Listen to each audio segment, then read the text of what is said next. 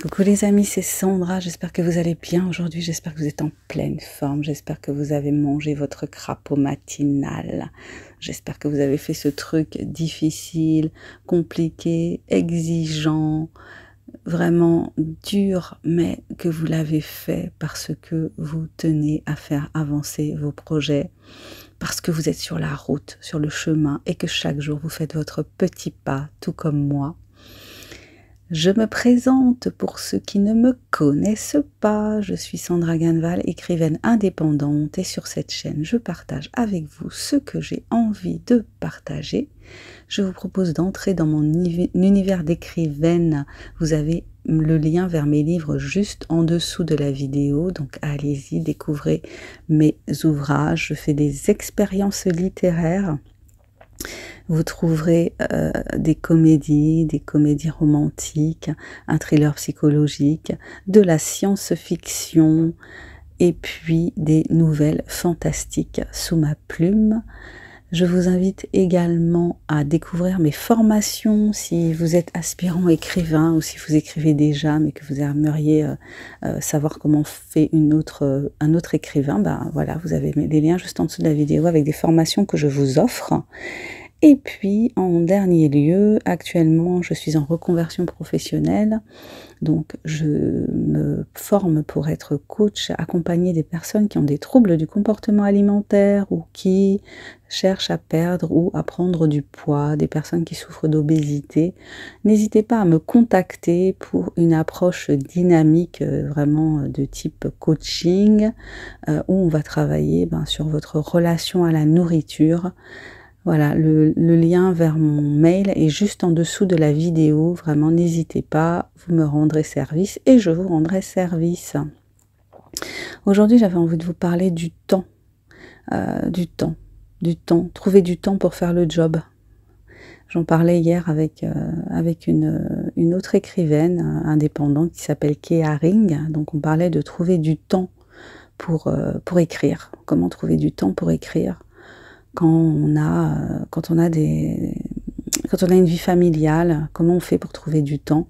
Alors je voulais vous proposer quelques idées justement pour trouver du temps pour écrire quand on est dans cette situation-là. Donc la première idée, c'est de faire comme Toni Morrison, dont je prends souvent l'exemple, qui se levait à 5 heures du matin pour écrire.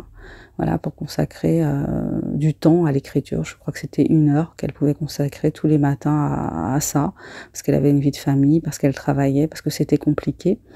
Donc elle se levait tôt le matin pour écrire. Donc il y a cette option-là, se lever tôt, et puis se booster, mettre le réveil sur 1 heure un peu folle. Personnellement, moi,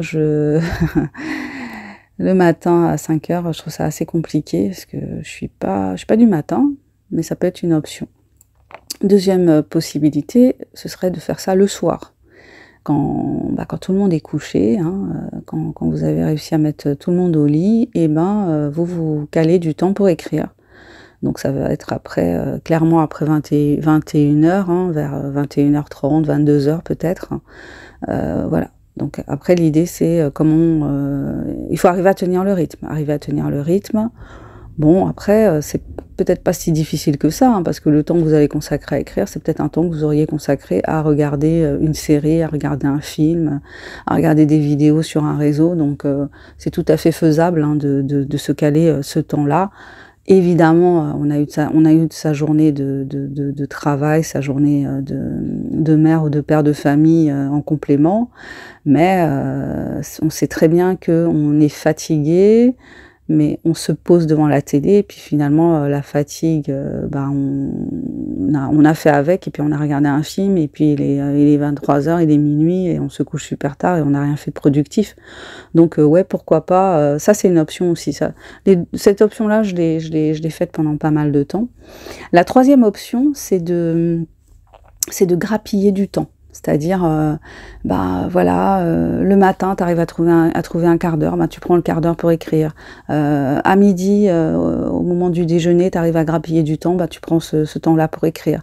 Dans la matinée, entre deux rendez-vous, bah, tu prends ce temps-là pour écrire. Dans l'après-midi, idem, tu prends ce temps-là pour écrire. Et puis le soir, voilà, tu grappilles des moments comme tu peux. Tu chopes des moments comme tu peux pour écrire.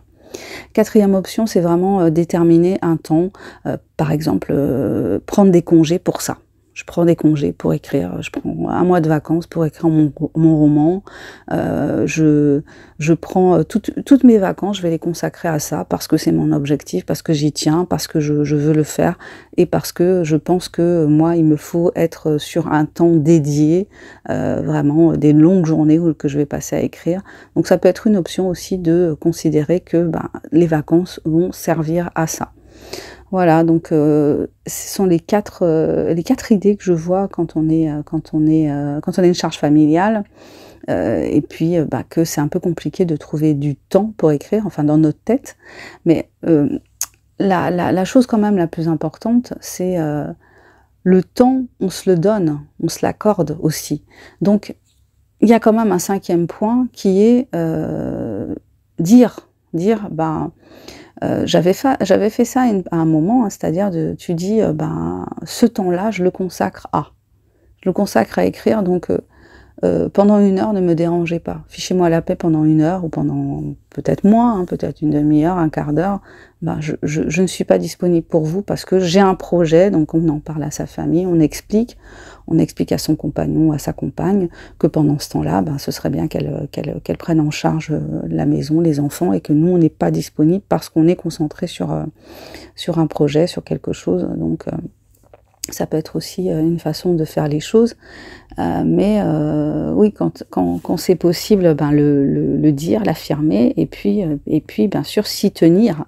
Donc ça, c'est peut-être le plus compliqué. Il y a toutes ces notions d'autodiscipline, d'être capable d'être confronté aux difficultés qu'implique ce type de projet, au fait qu'on est quand même assez solitaire quand on écrit, hein, même si on peut se référer à d'autres, on peut créer un groupe d'auteurs, mais bon, face à sa feuille blanche, on est toujours seul. Et il n'y a pas, il n'y a pas de patron qui va nous booster ou nous avertir qu'il manque peut-être délai.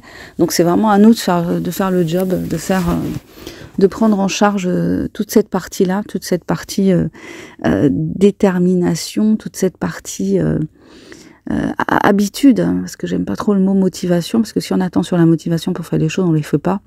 Donc c'est plus une question d'habitude, prendre de bonnes habitudes, prendre l'habitude d'écrire quand on peut finalement, chaque fois qu'on peut, écrire chaque fois qu'on peut, et être conscient que bien sûr, il y a des gens pour qui c'est extrêmement facile, il y a des gens pour qui c'est plus ou moins difficile, et puis il y a des gens pour lesquels c'est très difficile. Donc on est tous inégaux face à l'écriture. Il y a ceux qui écrivent 3 romans dans l'année, il y en a qui en écrivent un, il y en a qui vont en écrire un tous les 10 ans. Voilà, on est totalement inégaux face à notre productivité, face à notre créativité. Évidemment, on peut se dire que si on considère ça comme un job, c'est un job, tu t'y mets tous les jours, ou bien au moins 5 jours sur 7, mais c'est une conception, chacun sa conception, ses croyances par rapport à la création, sa façon d'être, sa façon de faire, sa façon de concevoir les choses. Il y a une histoire aussi de confiance en soi, il y a une histoire aussi d'équilibre intérieur, d'équilibre extérieur. Il y a plein de choses qui entrent en jeu et contre lesquelles parfois il faut se battre, et c'est tout le travail qu'il y a autour de la créativité, parce que on est confronté à soi-même quand on est créatif, on est confronté à